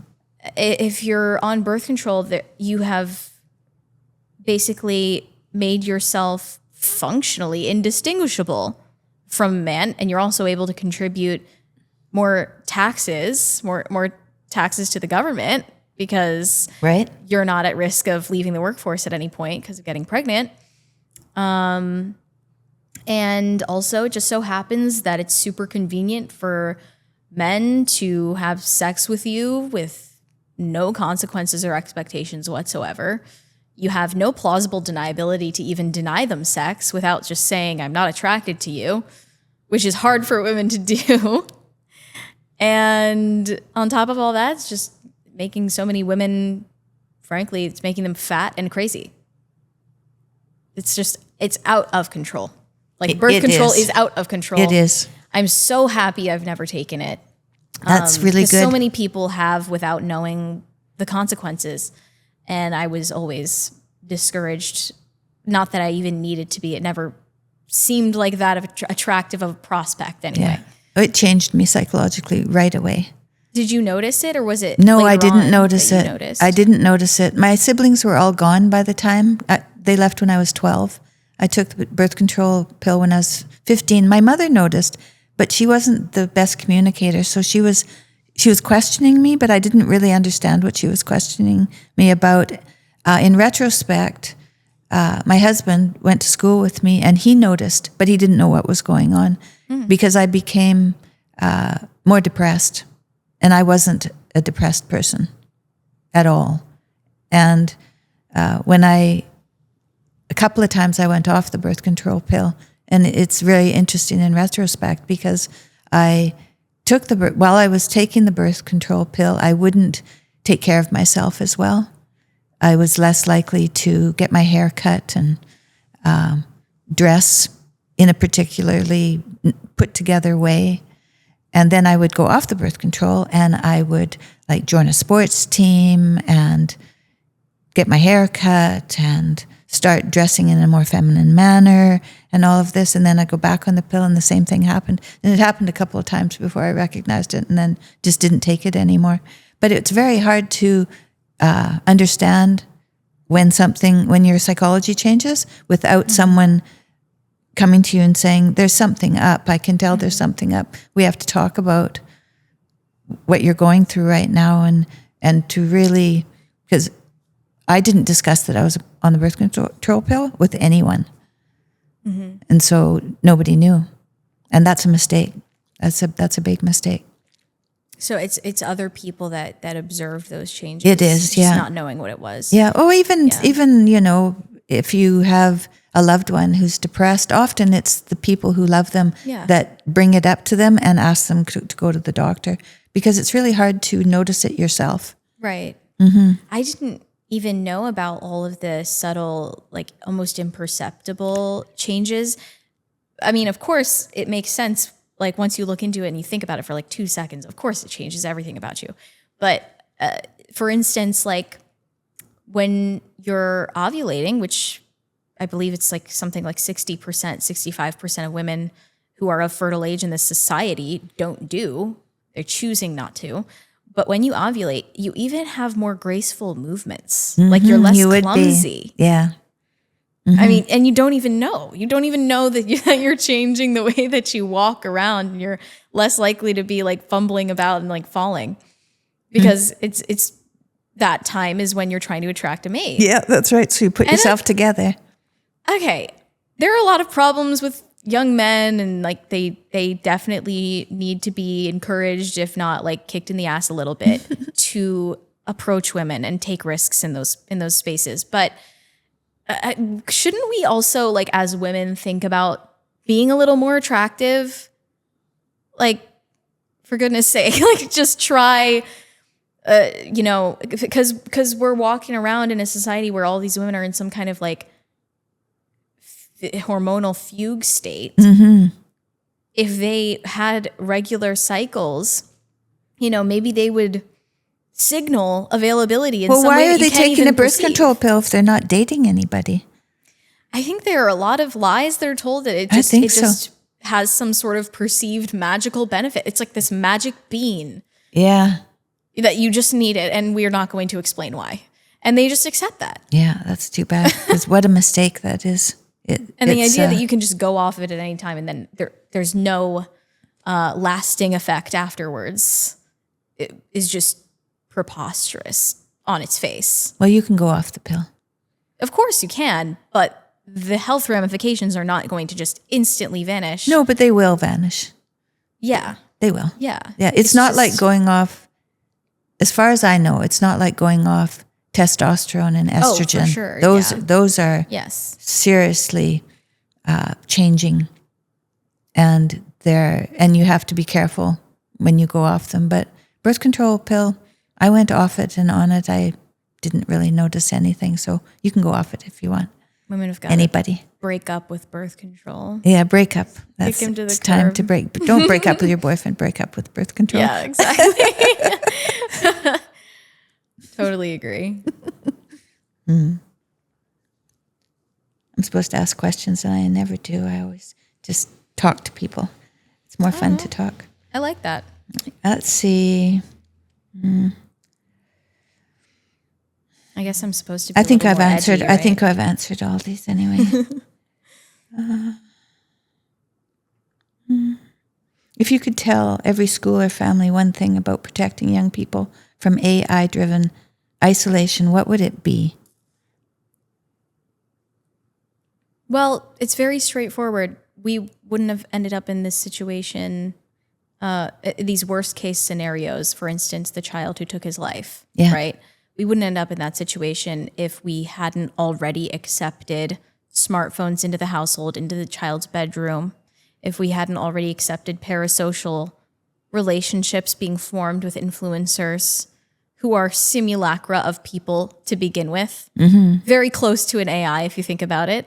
So the preventative measures are clear and obvious. It takes a will. It takes a willingness just to take an interest in that. It's the time to be clueless about the technology that your children have access to is long gone.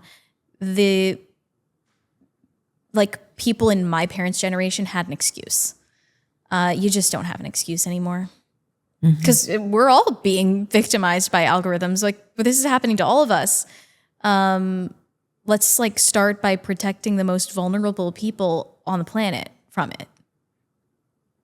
That's just my thought. Toys. I've seen toys, AI toys for little kids, Meaning- like robots, robot friends. I found out actually that I believe Mattel, the Barbie parent company, is collaborating with OpenAI, I believe. They're going to create Barbie dolls that I don't know, they're AI powered somehow. That They have can have capabilities. AI generated conversation with little girls and probably record them.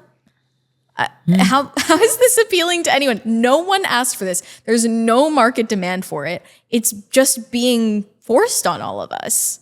There is no demand for it. Well, there's all these single kids in families, and they don't have siblings. So you give them an AI robot, then they have somebody to talk to and spend time literally with. Be better off staring at the ceiling. Can we bring back boredom? That's a valuable time as a child, is just being bored out of your mind, and you have to come up with something to do. You do something. You go run outside or play with a stick or I used to make throw rocks. I used to drag around my wagon with Kleenex in it, and I would dig up worms and put them to bed. To bed. See, stuff like that. Well, I was a little bit crazier. I would, in the morning, I would wake up earlier than everyone else. I would go outside, and then I would take the hose and sort of mist the dirt outside the front porch, and then wait for the worms to like come up. And then I would just start grabbing them. Like, I was a little psycho. I would grab them and I would take it from one end to the other. I would go like, and I would just squeeze its guts out because I was crazy. Wow. I maybe thought I was like helping them or something. I don't know. You're being a biologist, I think. I used to take daddy long legs and pull their legs off too. So see, normal, totally normal stuff. Yeah. AI Barbie, not normal. Not normal. Not something we should accept. Yeah.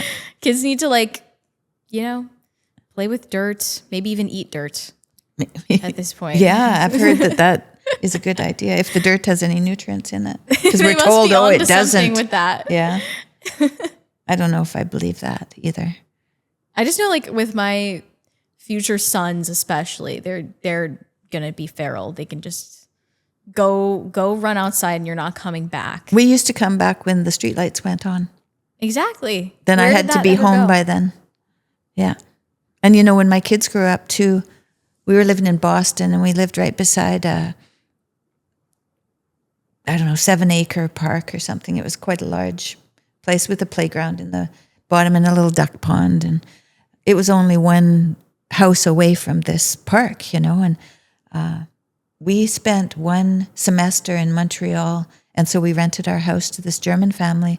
And we came back after sabbatical, and my neighbors were like, you wouldn't believe that German family? They had 7 kids, and they let them go by themselves into the park. Wasn't that Can you normal back imagine? I'm like, yeah, well. Yeah, I wasn't allowed to do that. So scary. I wasn't allowed to do that. It's like, again, in no way am I trying to like throw my parents under the bus. It's just, that's not the way it was in the 2000s. It just wasn't okay to do that anymore. Yeah. Yeah, I let my kids play out till the lights went on. I think people have also started a debate about whether you should allow children to have sleepovers. And like, this is how low trust we are as a society, because you can't trust other kids' parents. You know that you likely have nothing in common with no authority people in your own neighborhood, in your own community.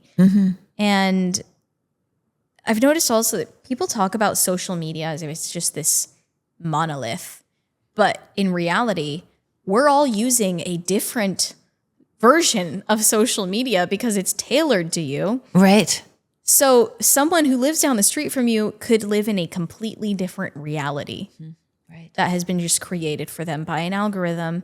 And even more important than to play together. that's so you can't trust them. That's one reason you can't trust anybody anymore. Yeah. Because you have no idea where they are on the internet. Yeah. What they're consuming. But that's why you got to have tea together and discuss things so you can find common ground. Like a knitting circle or something. I don't know. Yeah. Or tea anyway. A walk together around the Sure. block. Yeah. Yeah. I always had mothers. Wherever we lived, I founded a mothers group where the kids would play 3 times a week or something, or we'd take them on an outing to a park or a game farm or a marketplace or something like that. And so then the kids played and we hung around together. Well, there is a reason, like, can't say from experience, that I've heard that Gen Z parents or even younger millennial parents, they say, like, it's basically every family is on an island now. Yeah. And they feel like they're totally alone. Yeah, well, my son, who grew up here and lives here now with his wife and his children, I think he has a large friend group because he's been here since he was 5, and he's a social person. I think there's 2 families of the friends that have children out of all the Out of people. the whole friend group. Yeah. Wow. And their kids are the oldest. They started having kids when they were about 27. And so that's pretty, I had kids when I was about 30. My husband was in graduate school and we were the only family with children. And that was 35 years ago. Among all the people you knew. Yeah, all the people who were in their PhD program, none of them were married. Some of them were married. None of them had children. And so any of those people or anybody else that we might be friends with, I was the only one who had any kids. So when we left town, once he finished his PhD, we didn't leave any friendships behind that those kids had. Those kids had, they were still very young. And then when we moved to Boston and we didn't know the city, so we drove around and we would go to a suburb in the middle of the day and we'd open our doors and we'd listen. What would we hear?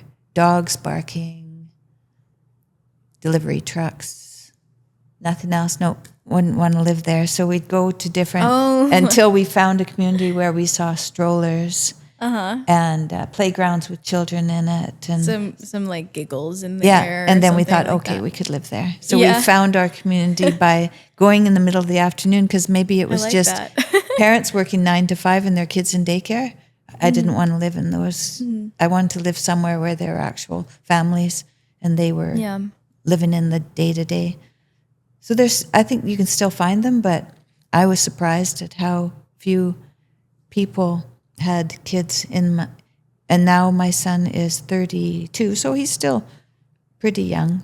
There could still be people who are having kids after this, but it was surprising just how there were hardly any families. It's disturbing and worth talking about. Definitely. Yeah. But not the prescriptions that people come up with on like the conservative side ostensibly often don't make sense to me. Because in that same report, I believe it's from the Institute for Family Studies, the one that claimed Gen Z marriages are projected to last longer than their parents' marriages. They also said divorce has reached a 50-year low, and that the number of children being raised in intact biological married households has ticked up just slightly, and that the number of children born to unmarried women, children born out of wedlock, has suddenly, out of nowhere, it climbed since 1960, and then in 2009 it just stopped. Really? And it just stayed flat. It didn't decrease, but it's just stayed flat at like 40%, about 40% for that since 2009. It's really bizarre. But I was just thinking about that, and it mentioned how people, basically the later that you get married, the less likely you are to get divorced. And there are a lot of reasons for that. And also people, college-educated women are more likely to get married these days than non-college educated women. And these aren't universals that mean you should go to college if you want to get married and you should wait as long as possible to get married if you don't want to get divorced.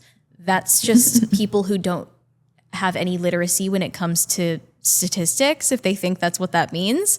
But it does mean that's like an inconvenient reality for conservatives who want to encourage people to not go into massive student debt and start families in their early 20s.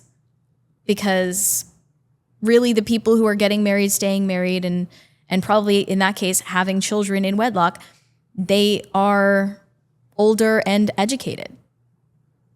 They're more affluent, they're more educated, and they're waiting longer. Yeah, and that means they have, in reality, they can only have fewer kids. Because if you start younger and you end up liking having a family, then you can have more kids. If you're older and you start a family and you like it, you can't have any more kids because you're too old. Yeah. And so that's why I talk about getting married younger. And people don't think about, like, what about the time that you'll not have with your kids, or the time that you'll not have with their kids? Yeah, the grandchildren. That matters too. One of my friends got married when she was 15. Her parents died in a car crash when she was in grade 2. And so she told me, she said, I'm pregnant, Tam. And she said, I just really want to start a family. And I said, absolutely.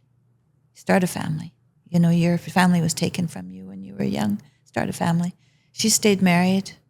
She had a career. She has grandchildren. Her grandchildren are grown. and she's having great-grandchildren, and she's in her mid-60s. That's beautiful. Yeah, I know, isn't Yeah. it? It's beautiful. What a fulfilling life. And she's young enough to be helpful to her children and their children. Yeah.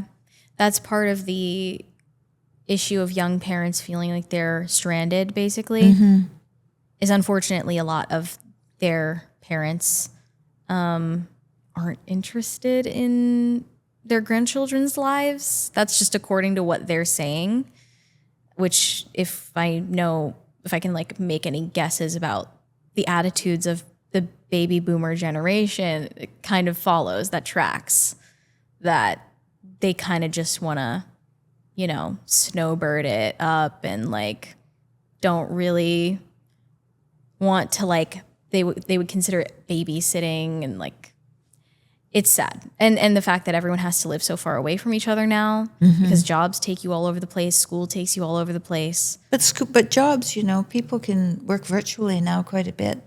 They That's true. Don't even have to live in the city anymore. You could live in a small community, and then your kids can grow up in a small community, which is much more freeing.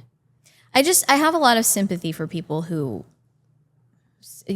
sometimes they object and say it's not realistic. It's like, you can do it. It's just there needs to be more understanding from conservative people that those nuances exist, and like those challenges exist, and it should be recognized, because if not, you're just leaving, you're basically surrendering compassion, or the idea of compassion, over to the left, and they will use it, they will weaponize it. Because it's not used in the right context, because compassion should be for the vulnerable, and that's babies. They will co-opt it for their own purposes. Yeah. I've noticed maybe that temperamentally, like, I'm not the most conservative because I've evolved over time. I used to be someone who like finds a lot of comfort in the idea that like if you have these rules and you follow these rules, then everything is going to work out and you're going to get the thing that you want by doing the right thing and not doing the wrong thing. And in a lot of ways, like, that's good advice simplistically, but it's not always true, and there are nuances to everything. And sometimes, in fact, this is like a basic concept in the Christian faith, is that doing the right thing, of course, is not going to reward you on earth. Obviously, like, that's something that we're warned about, is that actually you will suffer for doing the right thing and not doing the wrong things. So a lot of conservatives cling to the idea that, if you just do this, this, and this, then you're going to be happy and rich. And if you do the wrong thing, well, you're poor. Well, I guess, that's a moral failing. There needs to be more room for nuance and like consideration, because then people who are temperamentally liberal are like, what about all these nuances though? You're not talking about reality the way it is. You're just imposing rules that you made up. And both of them are right in a way. Well, we're all Both here to perspectives. find our way. And not everybody's way is the same. But that's why you have a husband and a wife, so you can negotiate and come to an agreement of what the right direction is, and not, because some, if you're going to negotiate, you have to be telling the truth about what you need and how you feel about things, and not just put your needs and feelings out of the way. Like, you got to make sure that you're being truthful. And if you're being truthful in negotiation, you will find a way between the two of you. And that really is, when in dealing with children and deciding, what you're going to do with them, it's the conversations that you have together and negotiations that you agree upon that helps for children to believe that you know what's going on, because you're a solid couple. Then they're less stressed. And then if you have more than one child too, then the negotiation between those kids will teach them how to get along with one another and to get used to being with the opposite sex often, because if you have a boy and a girl, then they get used to the opposite sex and they don't have to be questioning about that quite as much. Right. Or taking it upon themselves to discover. So you have to, this thing about raising a family, there's so much that is beneficial to our own development. You know, I've said this often, that I think that we've been asking what a woman is, and, you know, Mother Mary was a woman. She was with a baby. A woman is a girl with a baby. That's a woman. And that's why we're asking, is because we've forgotten that. We've been thinking, well, what's a woman? Alone. We don't even know, because there is no woman without mothering. Yeah. And just in general, from our own lived experience, we know that we only exist in relationship to everyone around us. Like, women aren't really as concerned with,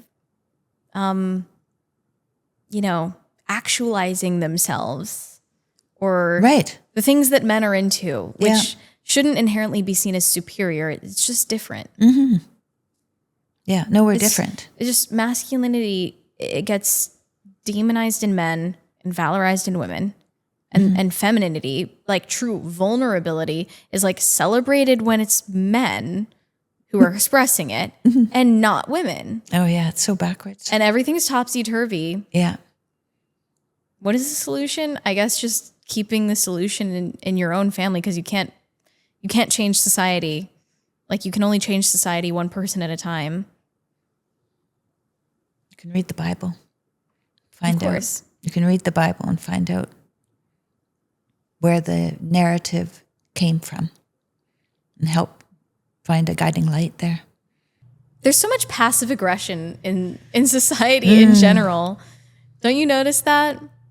Like, people are becoming very, like, underhanded and they take ornery. it out on themselves more than everybody else now. There's a lot of self-abuse. True. Mm-hmm. But I have noticed that people are very on edge. They're very, like, I've just noticed, like, more road rage, more, like, use of foul language in public, or just very little patience. People are very, like, quick to anger, and it's like everyone's just on the verge of just, like, snapping at all times. Yeah, well, there's a lot of societal misunderstanding, and people aren't sure.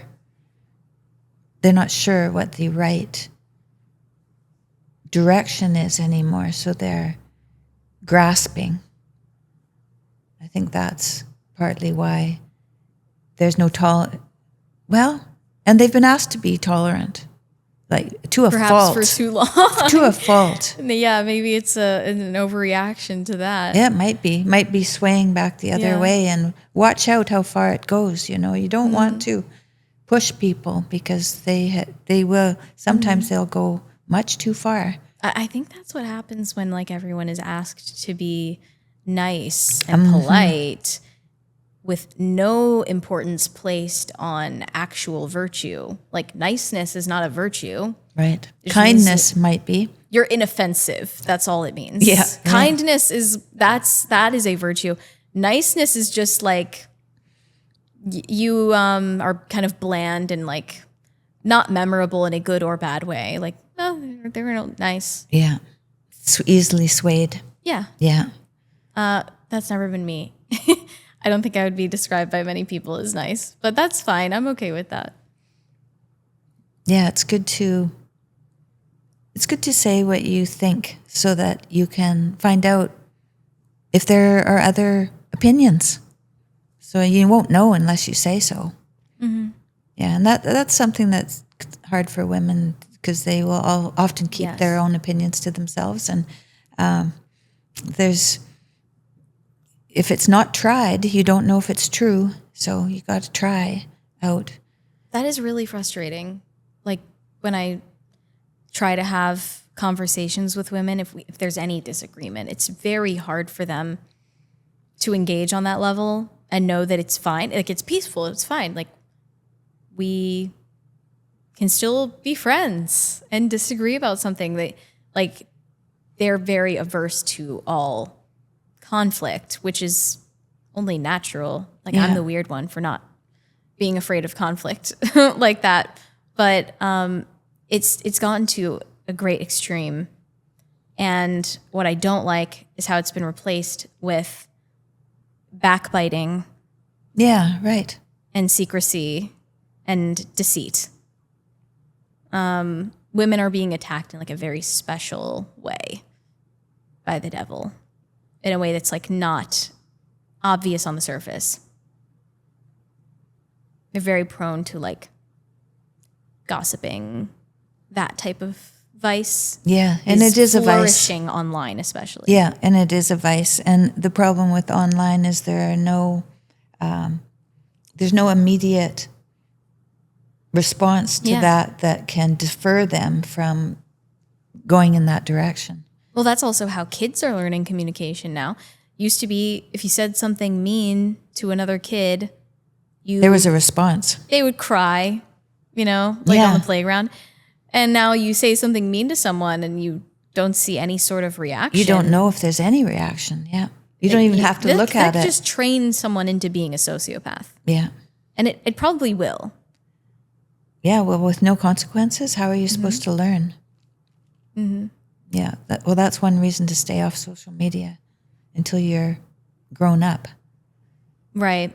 Like, I guess it's true that everyone should spend less time on social media. I should spend less time on social media, but I almost feel like I have to be on it. Well, the problem is legacy media is virtually non-existent. So where are you going to get your news from if you don't go online? Right. I actually was just talking to a journalist who was writing a piece on Tim for the Wall Street Journal. Mm-hmm.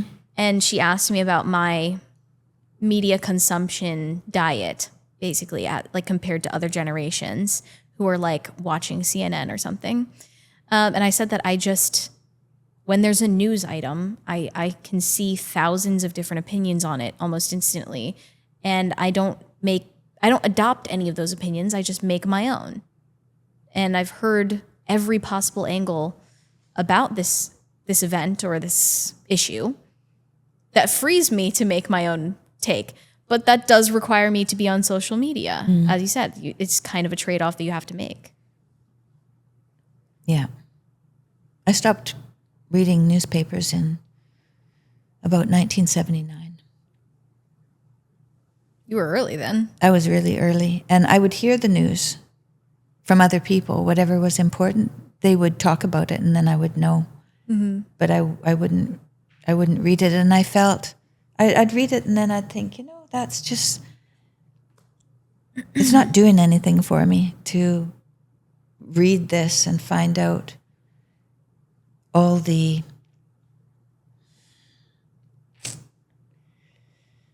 it's always bad news. Nobody reports good news. Well, yeah, and every time that they try, so I stopped reading it. They can track that people aren't interested in it. Yeah, right. So why would they? There's no incentive. No, that's right. So I did leave that all behind. But I still found out what was going on. When O.J. Simpson was on trial, mm-hmm. I didn't follow it, but people told me daily what was happening. So you find out what's in the news. That must have been so annoying. My husband called me, "Do you know the verdict?" "I know you don't, so I have to tell you." Well, what's your take? What's my take? On OJ. You think God knows. Yeah, maybe we should believe his book title. Yeah. That's where I'm leaning. Yeah. Yeah, but it's still like that, except now it's on your feed. Like, I I can easily say I have a job that requires me to be on social media. That's just the truth. I have to. And I don't think that it is as detrimental for me as I've noticed it can be for others. Do you have limits around it? Not anything that I've set like in my, like it's supposed to give me a reminder or something. No, I just find it boring sometimes and I come off of it. Do you start engaging with it at a certain time of day? I kind of have to be scrolling like here and there throughout every day because of the volume of content that we compile and discuss for my show. Yeah, yeah. It kind of just has to be that way. So is it within a work day, confined within a work day? No. No, I have to be online like outside of work, but I just don't, I have like a pretty great job, all things considered. So I don't think that I have any room to complain about that. I wouldn't choose it to be another way. But I have thought about like why some people get so absorbed in it, because especially with X and like the amount of negativity and toxicity and like violence and pornography that's on there, I just find it boring. Like I try to scroll on X and I'm like, none of this is interesting at all. Yeah, I always So I wonder move if on. I'm not looking at the right stuff because I'm not interested Like, in what it is either. any of this? So I just go to Pinterest and that's where I sit with my pretty pictures and my recipes and my dresses. Like I like that. That's where I use social media to like, for something like constructive, something that actually improves my day. That's a good tidbit for everybody, I think. Yeah, Pinterest, Substack. Yeah, Substack, me too. That's good stuff. Yeah, it's good stuff. Back to reading, looking at pictures. I've really taken to journaling, like specifically for prayer. Yeah. That changed everything for me, like journaling my prayer and regimenting that for myself really helped. I write a gratitude list in the morning. How long is it? 10 items long. 10 every morning? Yeah. That's a good idea. I've heard that before. I have an app, a gratitude list on WhatsApp. Oh, okay. And so then I can just go on there and write it and share it. I think sharing it is a good thing. Sharing, I was doing daily reflective readings too, and I would share it with someone through email. And the sharing part of it is important, I think. But you share what you write? Oh no. Oh no. Not in my not in my like private prayer. Right. And that's a big deal to me, is like making sure I discern what can and will be shared online. Well, I pray and the what is Rosary, not. so that is private. Yeah, of course. It's a big like question mark what you're supposed to share and what you're not supposed to share. If you have a public presence online. Yeah, And you for talked me, about like, this a bit. I'm just always going to err on the side of not sharing. Like, I think not posting is the new posting. Like, I genuinely feel like it's just not even cool anymore. Well, it's been done too much. It's played out. Yeah. Like, it's not even cool anymore to post about what's going on in your life. You're If right. anything, it's like people are going to find out that I'm married like 3 months after it happens. They don't even deserve to know what's going on in my life. If I have an idea that I want to share, Yeah. or something superficial that I want to share, that's fine. I'll post a picture of my coffee, or I will start a conversation about something that interests me. But as for inviting people into my personal life, my relationships, yeah, absolutely not. That's just never going to happen. So have we shared too much today? No, not even close. If we did, I would just stop talking. Thank you for having me. Yeah, my pleasure.